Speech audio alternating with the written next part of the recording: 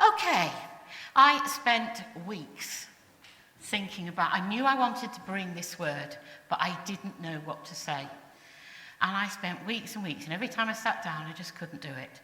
But then, I just prayed, and all of a sudden, I think God gave me this word. So I hope it means something to you. Okay, earlier this year, a group of ladies from the church went to a designated ladies' weekend at Capernwray. Now, I will be totally honest, I didn't want to go. I certainly wasn't planning to go, but one person mentioned the dates and asked if we were going to organise for a group to go. No one wanted to organise the group, but when I was asked, I remembered how much we had enjoyed the previous one we had gone to and said that even though I didn't want to go, I would organise for a group to go. However, God was working behind the scenes, as he always does, and when I went to book for a group, I found I had to book for myself to go anyway. So I went, rather reluctantly, but I went. On the first evening, we were introduced to the speaker, Sharon Garlow-Brown. She gave us an introduction to the weekend, and one statement really hit me. She said, "Jesus loves you, Jesus loves me." Now, we've all heard that, haven't we? Such a major statement, and it's one we always use. But also it's a basic comment about our faith. I would have just dismissed it, having heard it so many times, but then she followed that up with, "You didn't choose Jesus, Jesus chose you." Now, for those of us who have walked with the Lord for much of our lives, this statement is one we haven't thought about that much. We know that we originally searched for understanding, love, a father figure, whatever, but we looked before we accepted our salvation. If that salvation was secured many years ago, we may well have lost sight of what we were looking for. We have had so many blessings since. Now, later on, during one of the talks, Sharon mentioned Genesis 16. Now, she actually mentioned verses 6 to 8, but we're going to go from 1 to 8. The story was part of the Abraham and Sarah story. Now, Sarah, Abraham's wife, had borne him no children, but she had an Egyptian slave named Hagar. So she said to Abraham, "The Lord has kept me from having children. Go sleep with my slave. Perhaps I can build a family through her." Abraham agreed to what Sarah said. So after Abraham had been living in Canaan 10 years, Sarah, his wife, took her Egyptian slave Hagar and gave her to her husband to be his wife. He slept with Hagar, and she conceived. When she knew she was pregnant, she began to despise her mistress. Then Sarah said to Abraham, "You are responsible for the wrong I am suffering. I put my slave in your arms, and now that she knows she is pregnant, she despises me. May the Lord judge between you and me." "Your slave is in your hands," Abraham said. "Do with her whatever you think best." So then Sarah mistreated Hagar, so she fled from her. The angel of the Lord found Hagar near a spring in the desert. It was a spring that is beside the road to Shur.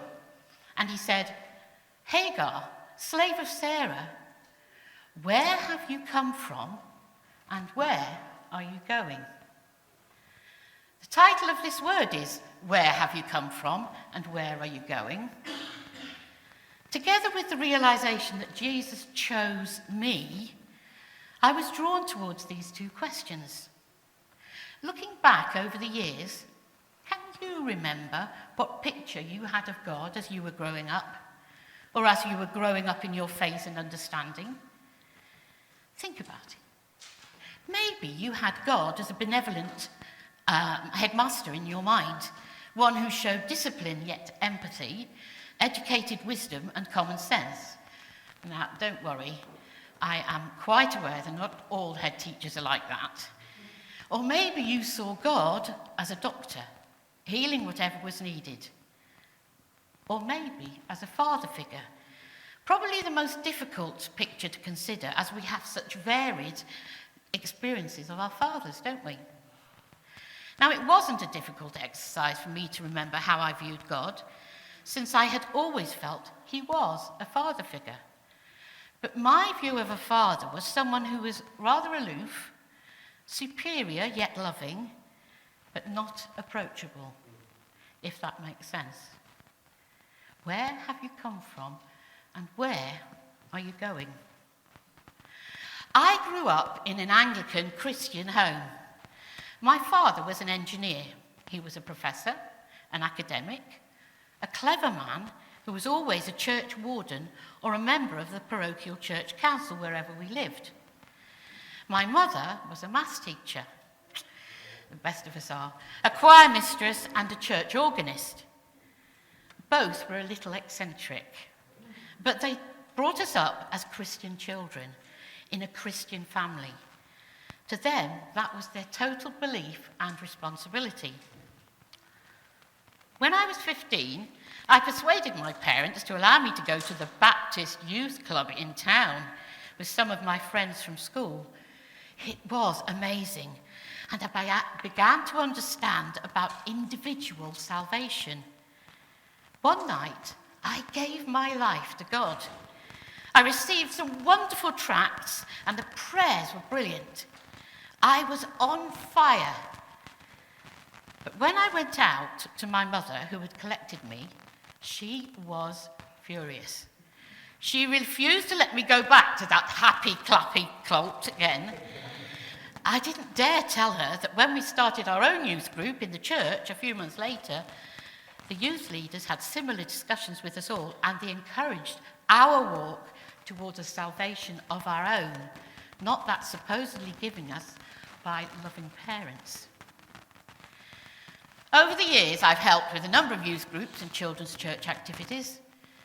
I remember shortly after I'd separated from my first husband, I moved back to live with my parents with my children and was asked to provide some kind of church children's group for the village. I was offered the Methodist chapel and room to use, and I ran a Saturday club for quite a while.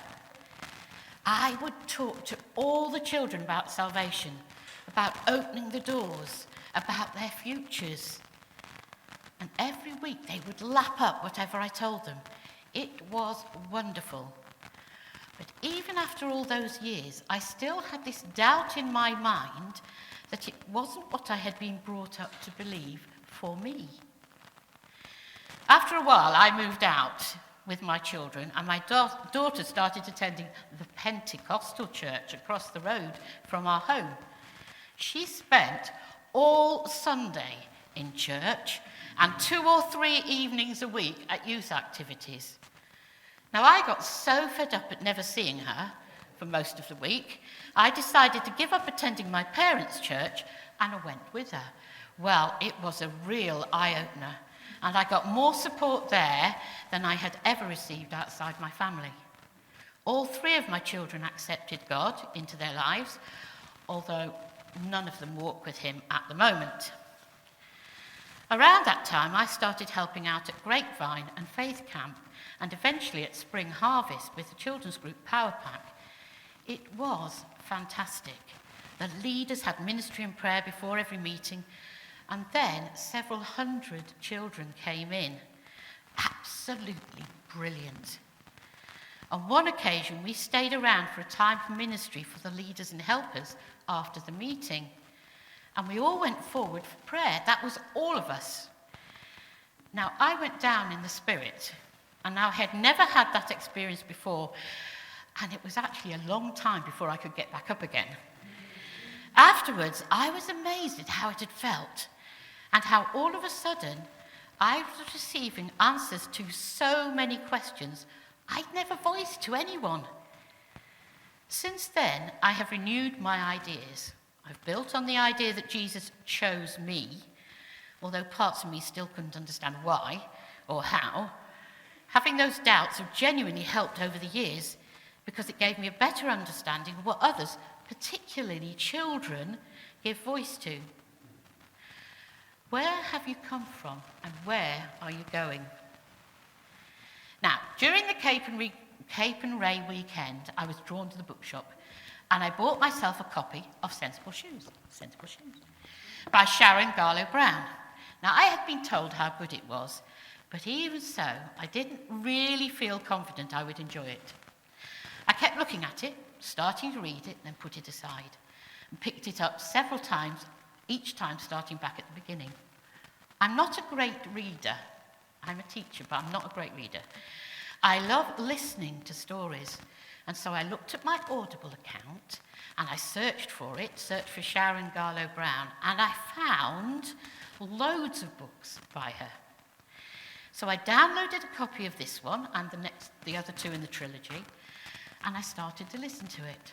I really can recommend it. It was one of those books you can't put down, and I was so moved by it.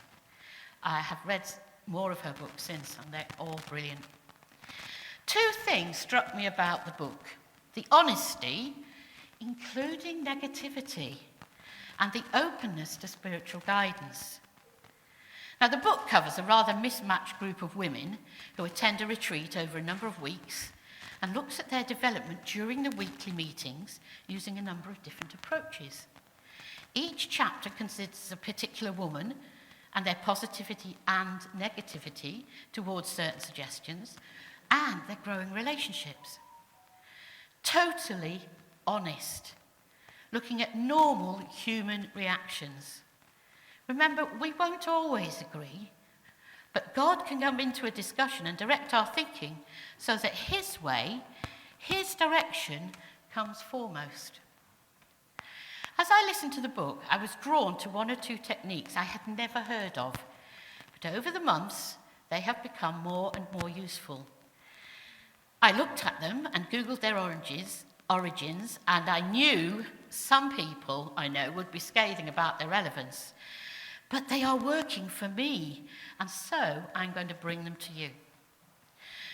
One of these activities was the Lectio Divina. Yes, it's all right, it's not in Latin. The Lectio Divina. Lectio is something to do with reading and books, and Divina obviously means something to do with God. What struck me about this was the simplicity. The idea is that you firstly pray and ask for the passage you are going to read to speak to you in some way. Then you read the passage slowly, several times, in different ways, maybe aloud, think about it, and then see if a particular word or phrase stands out for you, and consider that over the day.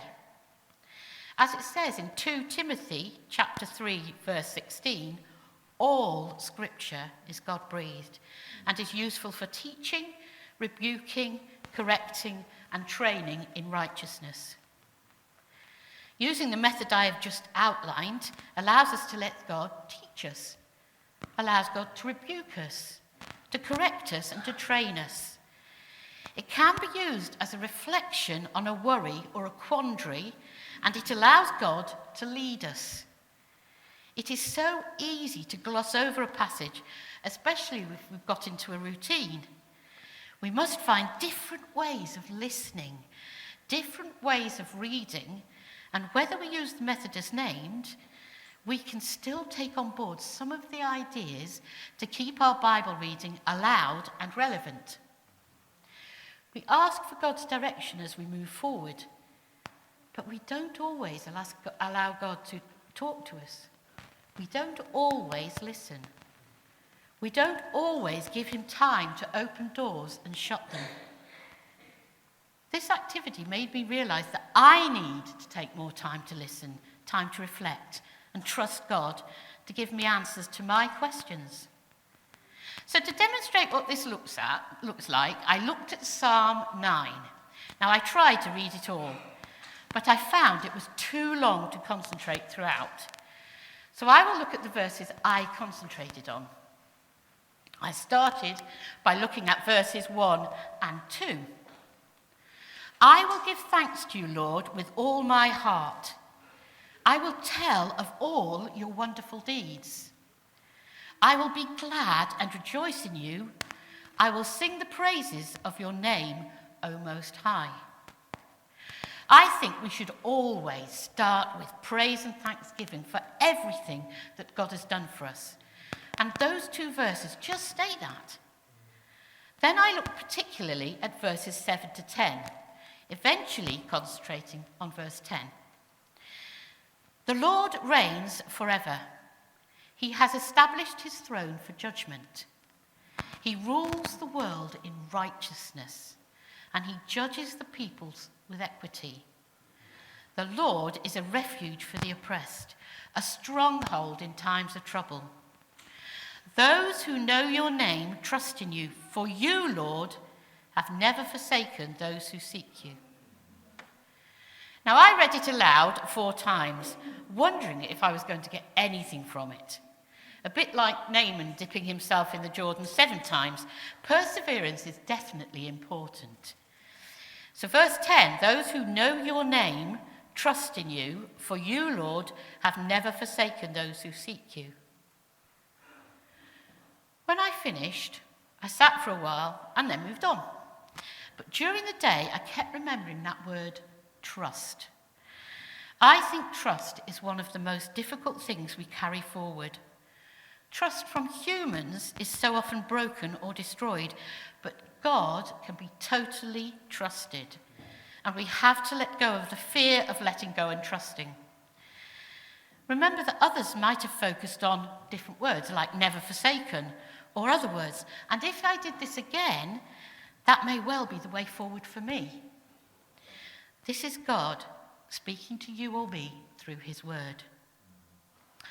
Where have you come from and where are you going? Now, one of the other activities explained in Sharon Garlow Brown's book is the examen. The value of as I continued to listen to the audible version of the book, Sensible Shoes, the value of the examen became more and more relevant. Looking back over my early Christian walk, I was educated, trained and encouraged by the Anglican churches my parents attended, where I taught in Sunday school, sang in the choir, played the organ, was a bell ringer. I helped with the youth. My parents, particularly my mother, openly admitted they were drawn more towards the Catholic Church, but they relied on higher Anglicanism for their celebration and worship. Now, please don't think I'm totally drawn towards these, but this is what I grew up with, where I feel comfortable. And the idea of the daily examen as a technique of prayerful reflection on the events of the day in order to detect God's presence and discern his direction for us is a definite positive. Now, the examen is an ancient practice started in the Jesuit movement in the church that can help us see God's hand at work in our whole experience. It does not require the participant to be a Jesuit, just opens up an access route to a more complete faith-driven life. The method I'm going to suggest is adapted from a technique developed by Ignatius Loyola, in his spiritual exercises. St. Ignatius thought that the examen was a gift that came directly from God, and that God wanted it to be shared as widely as possible. One of the few rules of prayer that Ignatius made for the Jesuit order was the requirement that Jesuits practice the examen twice daily, at noon and at the end of the day. It's a habit that Jesuits and many other Christians practice to this day. But as written in the book, there are lots of ways of adapting this religious practice. I like the idea of doing this as a reflection at the end of one day, although I have heard many like to start the day with it. The start of the activity requires us to focus on God's presence. The idea is to find something for you to focus on. And the way the people mentioned in the book do this is to light a Christ candle or to sit round a wood fire. In both cases, focusing on the light in the middle. And this brings God into the centre, lighting up the topics to focus on. So then you consider what has happened during the day, thanking God for everything that has gone well, starting with a short session of praise and thanks. Consider how you felt during the day. Reflect on the happiness and enjoyment, but don't leave out the sadness, the bitterness, and the disappointments. Choose just one of the sadder activities and reflect on what you have learned, what you need to learn, what you need to do to make it better. Consider what Jesus would have done. How can it be better next time? How can you move forward? Finish by making a resolution about moving on towards tomorrow. Only focus on one thing and let God direct that thought, that consideration. And then finally, pray for God to help towards improving that one activity, that feeling, that reaction, so that you are moving forward with him and with his guidance. Where have you come from and where are you going? So thinking over this message, I can look back and see how far I've come. I know that God chose me as he has chosen each of you. God stood with me throughout my childhood, my difficult first marriage, my being a lone parent with very, very difficult children, and all that entailed. God chose me knowing what I was going to go through. He knows what I am dealing with now, and he hasn't left me. He is still here. He has shown me the activities and helped me to adapt them for me and for my growth going forward. I know I have to listen more. I have to make myself listen. Find a quiet time to reflect, to hear from God. I love the idea of using the examen activity to reflect at the end of each day. It can be done on your own, or, as in the book, alongside a friend. And it isn't aimed at taking a long time. The suggestion made for the Jesuit practitioners says 15 minutes is all that is needed. I can see the immediate way forward, although much of the future is still shrouded in cloud. I can see where I have come from. I can see much of what I have learned, and I am confident there is a way forward, although I can only see a short way. But more than anything, I am trusting that God will remove the clouds as we move forward together. I can recommend the book. I can actually recommend the others in the series, and have just read or listened to another book, Feathers of Hope. I've listened to another one as well. I just love the way the participants in the stories are so honest, even questioning God. Where have you come from? My history is becoming an open book, but it is the foundation of who I am, and it demonstrates those things that have molded me into me. I have no doubt God knew all this before I was born. I am who I am. Where are you going? I am still moving forward. I see doors shutting around me, a lot of them recently, but God has kept some open. I am moving in his direction, and I am going where I believe he wants me to go. Whatever, he will walk with me along my road.